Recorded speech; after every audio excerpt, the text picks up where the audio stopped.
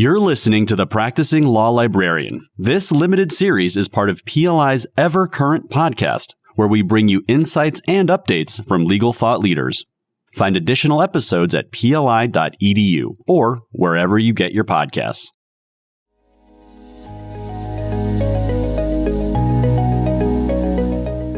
Hi, I'm Karen Osterly. Welcome to the Practicing Law Librarian podcast, presented by PLI's Legal Information Services Group.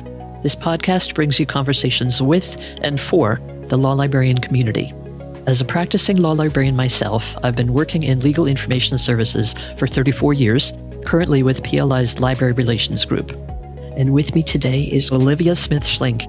Olivia is head of research instruction and a reference librarian at the Benjamin N. Cardozo School of Law, where she organizes all formal and informal legal research instruction. Olivia teaches introductory legal research to first-year students and advanced legal research to upper-level students. Prior to this, Olivia taught introductory legal research at Columbia Law School. She shares her thoughts on Generation Z students in law school in her OK Zoomer, Teaching Legal Research to Gen Z, recently published in AALL's Law Library Journal, Issue 2 for 2023. She discusses her tools for teaching introductory and advanced legal research at Columbia and Cardozo, and shares with us the coolest musical experience ever. To read her full bio, please see our podcast page.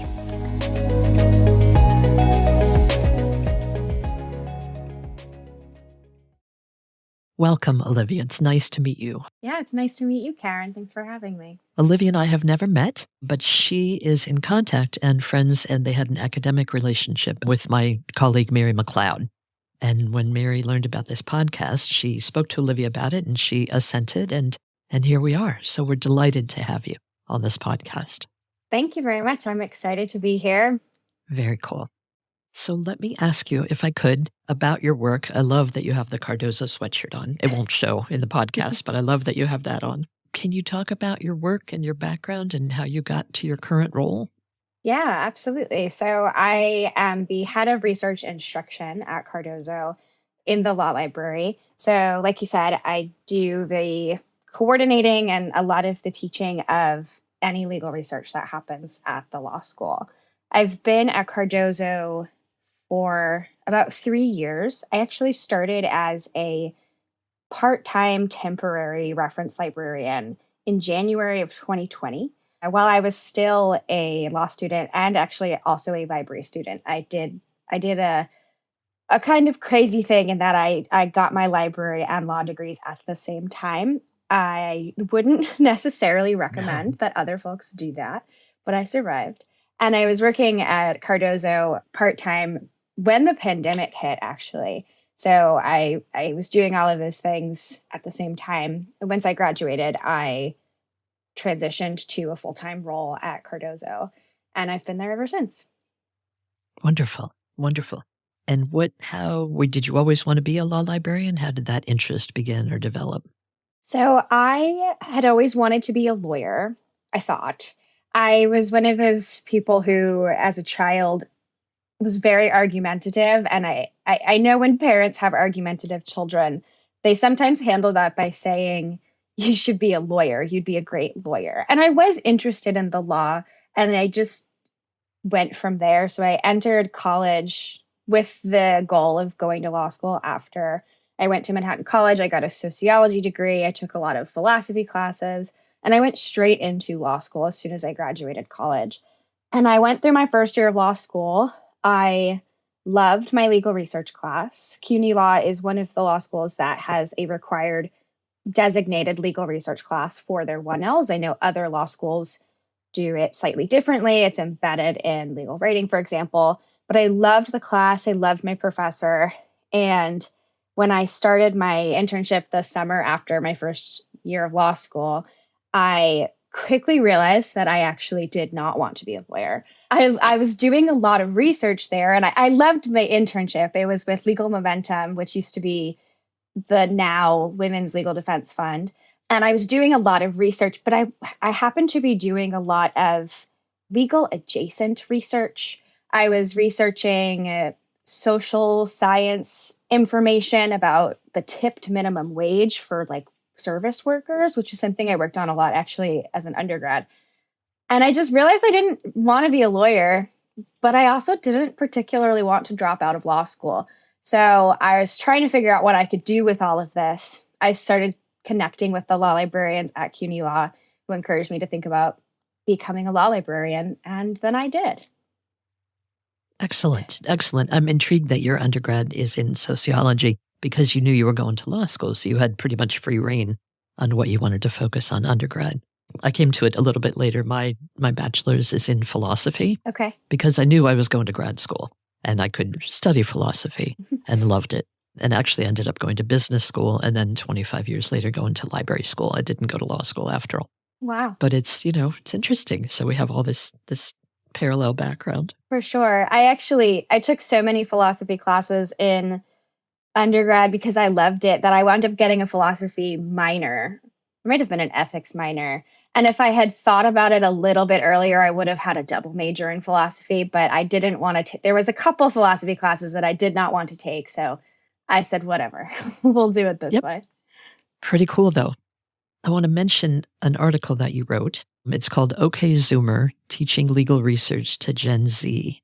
And it can be downloaded from the Social Science Research Network electronic paper collection for no charge. That's where I found it, which, if people don't know, it's ssrn.com. And it's a fabulous article. I read it, and then I wrote to Olivia, and then I read it again this morning. Could you talk to me about, because I think it's fascinating, and it's worthy, and it's noble as an endeavor, if you could talk to me about how you came to write that and sort of the process of that.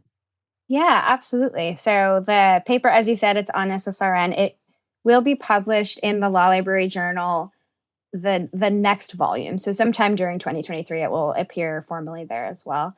And so the paper, a version of OK Zoomer, was my master's thesis for my graduate degree, my library degree. And even before I got into that class, into that program, I knew that this was something that I was interested in writing about. While I was in law school, I was a teaching assistant for legal research classes. And so I was interacting with a lot of the first year students as a 2L and 3L learning legal research. CUNY Law is an interesting law school. It's much more diverse than many other law schools. And also the average age of students skews a little bit older than it does at other law schools. Like I said, I went directly from undergrad into law school, so I was always the youngest person. But I was very interested in observing the tactics that the students were using, the strategies research students were using to find information, and the way that they interacted with platforms, with their computers, with a Google search. All of that was so different depending on perceived age of the student, and obviously other factors. But there seemed to be a pretty clear difference. And it was particularly interesting to watch the students who were younger, who were in this Gen Z, this emerging Gen Z cohort in law schools. So that is where I started. I had then tried to look for articles that already existed on this topic, which is usually what you do, right? Preemption checking. And there just wasn't anything, mostly out of necessity. You know, everyone's got their opinions on that. And I was thinking about this originally in, I think, 2019. So there just weren't many Gen Zers in law school. So there wasn't a lot of information about it. But there was information about Gen Zers as college students, and certainly as high schoolers, and just their background in general. So I thought maybe I should start to pull all of this together. And that's where the idea came from. And it looks absolutely nothing like it did for my master's thesis, which it has taken many iterations. I actually had the joy and luck, and I can't figure out how to phrase this. I took this paper to a workshop, the Boulder Conference, which is a law librarian paper workshop that happens every year in July. And I took this paper there and got such wonderful feedback from so many mentors in the profession. And so there was a lot of hands on deck for the paper. And now it's going to be published soon, formally published. That's really wonderful. What you're saying makes me remember one of my first classes. It might have been the very first one that I took in library school, was about legal research. habits and legal research patterns in various populations. And so you had to choose a population and sort of track how they researched, how they did legal research. And so, there was lots of literature out there, lots of scholarly literature out there. Anyway, I chose engineers because I wanted to choose something that was, outside the main. And it was fascinating. And so when you started talking about it, it made me remember, that class and that kind of research. And I think most library students need to do that at some point. And so your paper will be fabulous for that. I was particularly moved in your paper. You say several times, there's been lots of research on how millennials learn, and there's been lots of accommodation on different levels to how millennials learn and how they behave, understanding that we speak in generalities and these generations, but sort of using those as a valid premise, as a worthwhile premise. And you didn't find anything on teaching legal research to Gen Z, and so you wrote something. Anyway, I think it's brilliant. Thank you very much. So I recommend that paper to anyone. What kind of background, what kind of feedback have you gotten? Have you edited the paper at all in response since Boulder? Because you said that the paper looks very different from the way it did when you started. But recently, what responses have you gotten? So I've been working with the editor and the folks at Law Library Journal just to get it into like formal publishing shape. So a lot of the changes that I've made most recently are really just bringing some information to be slightly more current. The part that sticks out to me, which is I edited this, I think the last time about 3 weeks ago. So this number is unfortunately out of date again, but the information that I have in there about gun violence and the impact on Gen Z students and society in general, but specifically these students, I had to go in and just find what is the number now of school shootings, which is not fun research to undertake at all. That's been one of the main edits that I had been working on. Okay. Can you talk about other library tools you've created in all your courses, and now you're in charge of legal research at Cardozo? Yeah, absolutely. So for most librarians, especially in the kind of reference academic role that I play at Cardozo, I think the main tool that many of us are making are research guides, our LibGuides. And at Cardozo, we take a slightly different approach to some other law schools. Lots of law schools will have a lot of content-specific research guides or jurisdiction-specific research guides. So federal legislative history or New York family law, like those kinds of research guides. We have taken the approach, I know some law schools take this approach as well, where there are a lot of those out there, and there are folks who are doing a wonderful job of maintaining them and keeping them up to date. I tell all of my own students to use Georgetown because they do such a wonderful job. That law library of their research guides are so good. So our research guides are more informational. We have guides for journal students and for research assistants that are really giving them the background information. How do I do this thing as opposed to topic specific? So I find that the research guide that I think that I've been working on that is the most used is for our journal students to help the students who are on law review or other journals mostly figure out their source pulling assignments, right? Where they have to go and look at a footnote in an article that a professor wrote and find that material and make sure it actually says the thing, the law's weird way of doing peer review. And so that has been very useful, I think, for students. I know that many folks have come up to me and pointed to it and said, I've been using this. Of course, then I've been using this, but I have this weird source and I can't figure it out. But that's kind of the joy of librarianship, is getting to hunt it down. Yeah, so I think that's one of my favorite tools that I have made so far. I think the one that I've seen is the most useful. Another tool, I don't know if a workshop counts as a tool, but I think that they could, a workshop or a one-off or something like that.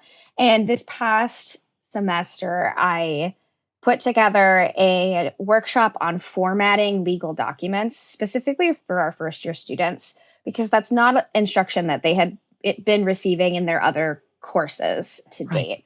There's so much packed into the 1L curriculum that it's hard to find extra space to teach them how to use Microsoft Word. But Microsoft Word is a skill and it's not something that we teach very often. This actually is something that I don't presume. What was that? We presume that they have it. Right, exactly. And I don't know if this is in the version of OKZoomer that's on SSRN. If it's, I've edited that article so many times, I can't remember what is where. But I do talk about in one of them that we presume word processing knowledge, but most of our younger students, our Gen Z students, are Google Docs trained because Google Docs is free, because Google has been giving Chromebooks to public schools for 10, 15 years. So these students are used to Google Docs and they're similar, but they are very different in very meaningful ways. Google Docs does not have a lot of great tools for specific legal documents. Microsoft Word gives you the ability to create a table of authorities, which is very useful when you're making a brief to submit to a court. So I held this training, this workshop for the first year students to teach them the minutia of formatting those legal documents and doing Microsoft Word.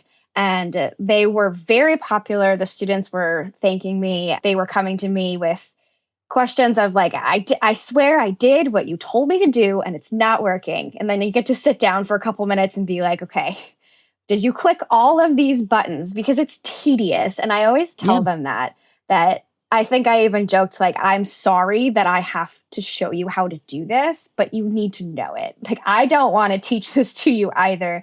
But that has been one of my favorite tools, if you will, that I've done recently. That is excellent. My son is in Gen Z. He was born in 97. Okay. And you talk about kids, I could look up the dates. And, I don't think he's ever been on Word. Everything is Google Docs and everything is Google. Mm-hmm. And so in the version that I have of your paper, it says that you teach formatting, that's one of the things people should do, but you don't go into the detail about Google Docs versus Word. That's so far you've talked about process, writing LibGuides on process, where there are lots of LibGuides with content, but you've written LibGuides with process. And then on this tool, you've talked about teaching technology. Mm-hmm. So that is excellent. And you've talked about how the students respond and how they're very appreciative of those. How about your peers in the law schools where you've worked and taught? How have other people responded to your tools? Sure. So I have a twofold answer to this. First, how my peers, other librarians, other folks at the law school have responded to tools that I've made for students, but then also to tools that exist for them. So in terms of that formatting workshop, I have heard from legal writing professors and the director of the legal writing program who were so blown away by these students actually turning in like well-formatted documents. One professor who had said to me that usually the students manually make their table of authorities, which that's not a good idea. And it's usually incorrect. And so they got to spend less time providing feedback on, you said this case is on page 6, but it's actually on page 7. And we're able to devote more time in those conferences to content. So that was nice. It made me feel good about helping the students and helping the faculty who then in turn could help the students. So that was a good one. In terms of tools for the non-student population in the law school, one of the tools that I started making, and at this point I have handed off to a colleague, but actually the very first project I ever worked on at Cardozo, way back when I was a temporary part-time reference librarian, was something that we call a reference knowledge base. The director at the time, the folks who were working at the library at the time, had realized that there were lots of policies and they weren't all necessarily written down in one place. And in addition to policies, just kind of common questions of where do I go to do this thing? So I created this platform. It's through one of the LibGuides, one of the LibApps platforms, to kind of hold all of that information. And so now we have another librarian working on it, going through and updating it. But that has been incredibly helpful. Both I use it all of the time, but I know the rest of the folks at the library use it to answer those kinds of questions. One of my absolute favorite entries in the knowledge base is there a notary in the law school? Right. because there doesn't necessarily have to be, but it was just a matter of emailing everyone at the law school and saying, are any of you a notary? And now we know that. And so if someone happens to come up and be like, I need a notary, I don't know who it is, but I can go into the knowledge base and find out. So that has been really the best tool. I recommend everyone do that kind of thing. It's very easy to update the answers if the answer changes, because things do, especially our policies went from pre-COVID to like deep, like throes of early COVID, and now it's 2023. So there's things that have shifted a lot. But I think that's a wonderful tool to have. Excellent. Excellent. Yeah, where I worked before, we had a knowledge base because, common questions that come up all the time. We say, have you checked the knowledge base? Yeah, absolutely. It's usually there. Yeah. I'm a contributing blogger for the RIPS blog, RAPS, the Research and Instruction Patron Services blog, part of AALL. So I've been doing that for a couple of years. Every 6 weeks or so, I have a blog post. And there's other blog posts on there. I love the RIPS blog. It's a good way to keep tabs on what's happening in the law library world. Could you just tell them what RIPS means? Yes. Research instruction? Research instruction. RIPS means Research Instruction and Patron Services. It is a subcommittee group of AALL. Right. It's one of the special interest sections. Yes. What's a common myth about your job or your field of expertise? Like when you tell somebody you're a law professor, a law librarian. It's a good question. When I tell someone who does not know anything about the law or legal academia that I am a law librarian, they have no idea what I am talking about. So I don't know that it's a common myth, but they just don't know that that's a thing that exists. I think when I tell people who have more knowledge of the law, who are lawyers, law professors, that I'm a law librarian, they have a little bit more of an informed understanding of what that might mean, but they're still quite confused. They perhaps think that I walk around and shush people in the library and put books back on the shelves and answer some questions, know a lot about some platforms. But other than that, I think people are generally confused about what it is a law librarian does. And certainly there are people who work in the law library who do all of those things, but it's usually not all the same person. So that is one of them. I think that faculty and administration, some of them, not all of them, have this understanding of reference librarians specifically in a law library as waiting for something to come to them, waiting for work, right? We're just kind of sitting there frozen until someone comes and asks us a question. And now suddenly I have a task.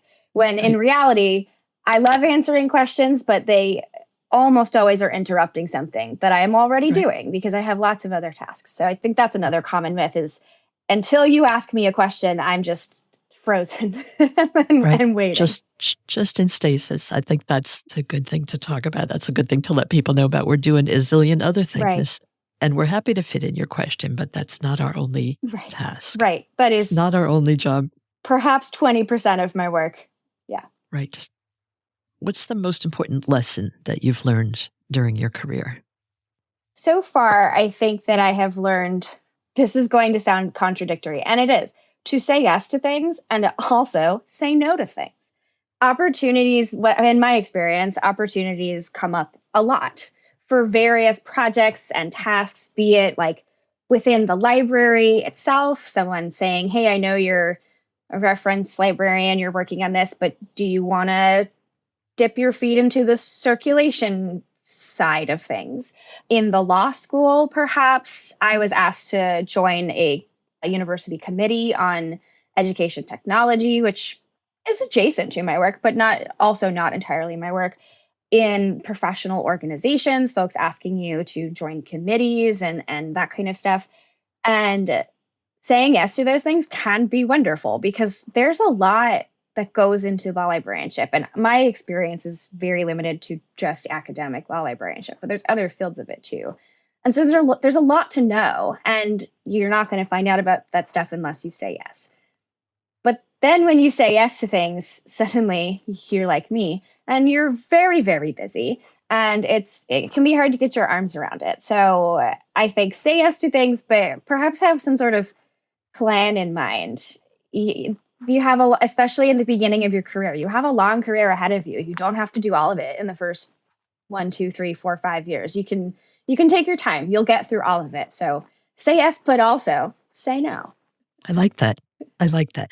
Sort of related to that, what do you wish you had known when you began your career? I wish I had more of an understanding of how different academic law libraries can be from each other. I had somewhat of an understanding of this because in law school, I was attending a law school, and then I had interned at Fordham's Law Library, and then I had worked at Cardozo's Law Library. And so I had a little bit of an understanding of the differences, but with each passing month, I would say, in this field, I learned something new about how a different academic library operates. And it is so different from anything that I have ever known or done in my own work. And it's always shocking to me. So I wish I had an understanding of that. I think that's really important for especially law students who are interested in becoming law librarians while they are law students, which is not a lot of people, but it's some. I think it's important for them to understand. I actually have a law student who's graduating in a couple of weeks, and he's been my research assistant for a long time. He's interested in law librarianship, and I always try to stress to him that the experience that he had at Cardozo and the work that he has seen me and the other librarians do does not equate to the kinds of work and jobs he might get at a different law school, or if he does like firm librarianship or government librarianship. So it's just very different. And you can fall in love with the way it works in one place, and then it just might be super different somewhere else. Right. Or it might change where that same place. Very true. Within that same place. Yeah. So since we're PLI, I need to ask you about PLI Plus. Absolutely. Where have you used it and how have you used it? Yeah. So I use PLI Plus myself when I am drafting assignments for all of the law students. So because I'm the head of research instruction, I coordinate and create all of the content for our advanced legal research class, which is a required class at Cardozo for second-year students. And it's a required class that has assignments, and I both love and hate drafting assignments. The first couple semesters, I did not use PLI Plus for drafting, and I would find myself just kind of scrolling through the entire United States Code and being like looking for inspiration, being like, I don't know, national monuments. Like, oh, this seems good. It's not a good way to write assignments. Don't do it. Sometimes you find weird laws, though.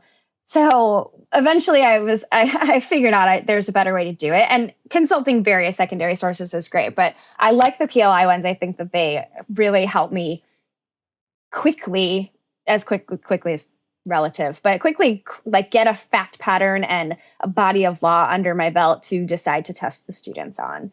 So that's how I certainly use it. And then I show when we're doing research trainings or in the class, I show students that this is something they can have access to and use for their own research, especially students in doing papers, writing papers, students on law review, students in any sort of class that requires paper writing, depending on the topic, we'll steer them towards PLI as well. Well, that's wonderful. Thank you. Yeah, Thank you for explaining that. What's one piece of advice that you'd give to somebody starting out in your career?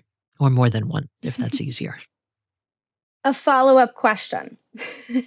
By starting out, at what point? Are they still in school? Have they graduated from their programs? Where are we at in the... Finished with their library degree and starting their first job. Okay. And that could be during library school. A lot of people work, during. For sure. Yeah. So in that regard, I would say to ask the questions, ask all of the questions, perhaps not constantly. When I've worked in various places, even for short periods of time with internships and such, and I have always kept a running document or a notebook of questions that I have once a week or something when you're meeting with your supervisor to go through those questions.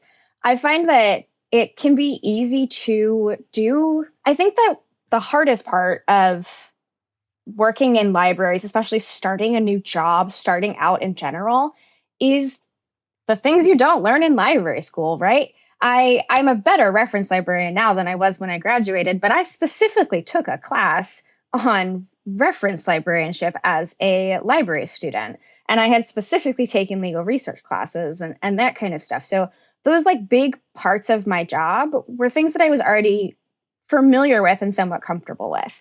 The first time I sat on the reference desk and someone asked me, like, the printer isn't working and it charged me 50 cents, and how do I get the money back?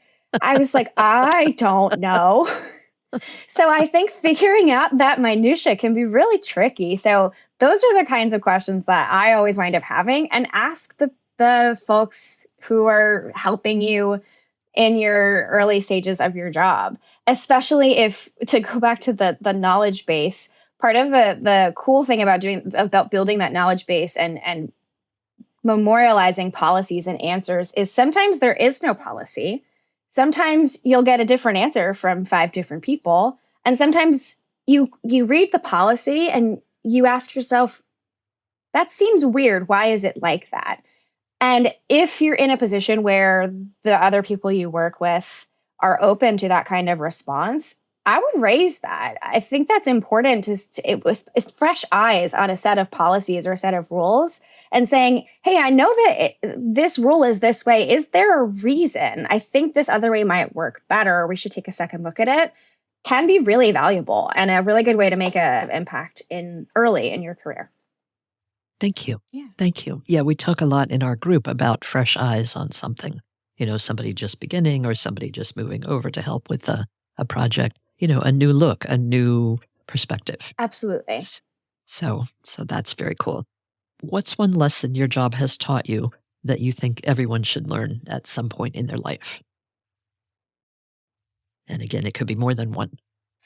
I'm going to say patience as certainly the biggest one.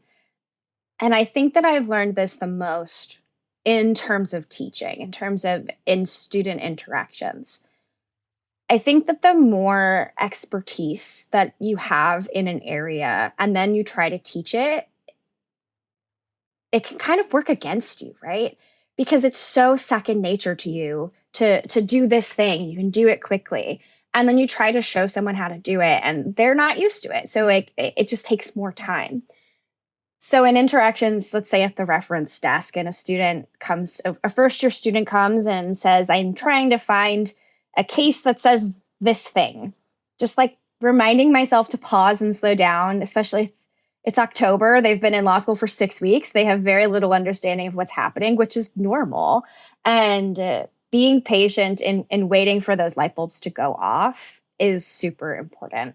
One of the assignments that we've done for our advanced legal research students at Cardozo is, we call it a research practicum. It's basically a live assignment where I will meet one-on-one with each of my students over Zoom and ask them research questions and then have them share their screen, and I will literally watch as they research. So I'll say, where in the United States Code is this law codified? Something like that. And then I will watch and give them feedback. And especially when I do these, I have 25 or 50 students at a time. So you're asking the same thing over and over again. And you get very familiar with the specific steps or the couple of steps involved in finding the information. And so watching it, I very much want to jump in and be like, it's right there. The button's right there. And I can't do that because then they're not learning, right? So just having that patience, that ability to just hold it for a second, give them more time to try. That's how they're going to learn. Right. Learning by doing, I think, is one thing you said earlier. What are some of your most important learnings that you would share with fellow law librarians? I have learned, and I think that all law librarians need to learn, that it is important to advocate for yourself and for your profession in terms of equity and treatment, pay, fairness, those kinds of things. This is an area that I have been very interested in since I started librarianship, since I started fully working in a law school and being called professor by my students, but not being a professor, right? Being a lecturer in law and sitting with that kind of discomfort that I have with that and the way that folks are treated because of those titles. I have learned that to not just kind of ignore those feelings and to advocate for myself, to raise them to my colleagues, to my supervisor, to the universe, because I really like to publish blogs about this, and to make connections with other librarians on all topics, right? But on the things that are super important to you that you think are a problem in the profession. Libraries are lovely and wonderful, and I love them, but they have problems. The profession has problems. The institution has problems. And acknowledging that and working with other librarians to try to make those changes is, I think, the most important lesson that I have learned and that I hope other folks do as well. Thank you. Thank you. And then sort of related to that, what's the most important personality trait or strength that someone would need to be successful in your job or in being a law librarian? I have two. I'm going to say flexibility because, as we were talking about before, we're not all just sitting around waiting to have someone ask us to do something. We're doing things all of the time, which means the nature of certain aspects of library work is just to be constantly interrupted. You're always assumed that whatever you're doing can be interrupted, and sometimes you can't. So I guess another good trait is like the ability to say no, to set boundaries and hold firm to them. But being flexible and knowing I might have to fully pivot on this day and just being able to like roll with it is very important. I think the second one is creativity. Scrolling through the United States Code for inspiration, trying to think of things that will engage students and be interesting to talk about and learn about is an important skill, an important trait to have, especially for teaching, I think. Thank you. Yeah. So excellent. And anything else that you would like to share? We're coming to the end of our time. Yeah, so I have 3 guitars and a bass behind me. There are more guitars in my home. And I live in Manhattan, so I live in a relatively small apartment. I have made my husband not get rid of some of his instruments, but stored them somewhere else because they take up a lot of space. But we met through the music department in our college. We both went to the same college. We did a very cool class in our senior year where we fully learned and then performed note for note Abbey Road by the Beatles.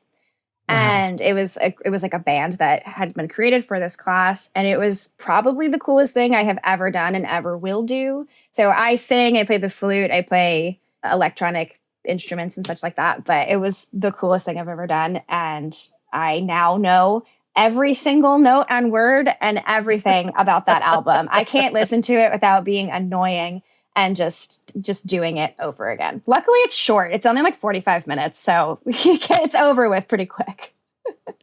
Right. That is terrific.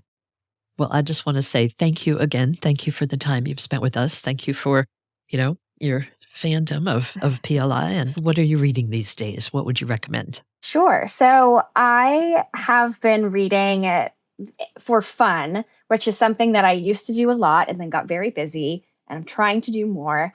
The series A Court of Thorns and Roses by Sarah J. Maas. It is a high fantasy romance series, and it's not something that I would have picked for myself to read even a year ago. I usually read what I describe as silly little rom-coms because everything in the world is just so much, so I just need an escape. This is fulfilling that function. I have torn through these books over the last 2 weeks. I love them. For library adjacent, more serious books, I would certainly recommend Data Cartels by Sarah Lambden, who happened to be my legal research professor as a 1L, my original law library mentor.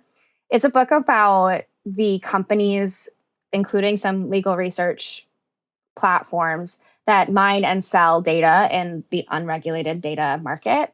And it is fascinating and upsetting and spurs deep questions. And I love that one. And as a good nonfiction, it's by the same author, Aubrey Gordon. They're both about fat phobia and anti-fat bias. There's what we don't talk about when we talk about fat, and you just need to lose weight, and 19 other myths about fat people.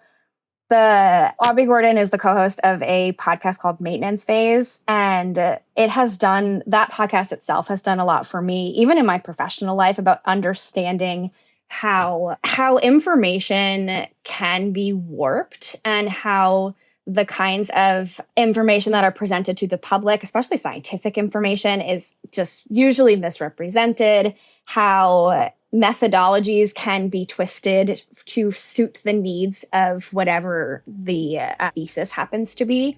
And so I think that is just important to know. And Aubrey makes some great points, and I really enjoyed this as well. Well, this has been a delight. Thank you again. Thank you, Karen. This has been wonderful.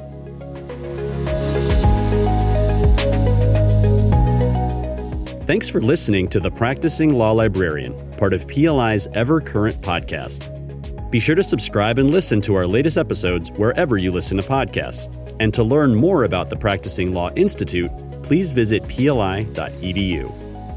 To learn more about PLI Plus, which provides electronic access to the full collection of PLI Press publications, and schedule a demo with a member of our team, please visit pli.edu/plus. Please note that the views and opinions expressed during this podcast represent those of the individuals being interviewed and not necessarily those of PLI.